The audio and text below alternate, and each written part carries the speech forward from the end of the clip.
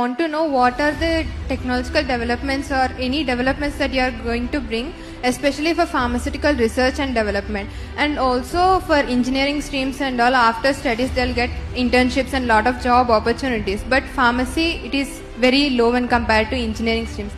So what are your ideas about that, and how you are going to bring new schemes and all for pharmacy development? What I believe is, again, bringing companies, having companies fund research in our colleges, in our universities. వాళ్ళని తీసుకొచ్చి వాళ్ళ ద్వారా fund చేపించి వాళ్ళ outcome ఏంటి, ఎలాంటి molecules తయారు చేయాలి, ఎలాంటి సొల్యూషన్స్ తీసుకురావాలనేది ఇలాంటి కంపెనీస్ తీసుకొచ్చి ఎకో సిస్టమ్ ఏర్పాటు చేస్తేనే మనం సాధించగలుగుతాం. అది ఇప్పుడు అనకాపల్లిలో చేస్తున్నాం. నంబర్ 1 మెడికల్ డివైసెస్ మ్యానుఫ్యాక్చరింగ్ ఏమో విశాఖపట్నంలో చేస్తాం. AMTZ అని ఉంది, classic example of clusterisation. Similar models we have to do, and I believe we just started. Great example of this is Genome Valley in Hyderabad. గౌరవ ముఖ్యమంత్రి గారు అప్పుడు జినోమ్ వ్యాలీ అని తీసుకొచ్చారు. అక్కడ ఏం చేశారు, బయోటెక్ కంపెనీస్, బయోసైన్స్ కంపెనీస్ అందరు రావాలి, ఇక్కడ పెట్టాలి, రీసెర్చ్ మీరు కలిసికట్టుగా చేయాలని. అక్కడి నుంచే పుట్టింది Bharat Biotech. That is the power of ecosystem. So that is the kind of ecosystem that we can build.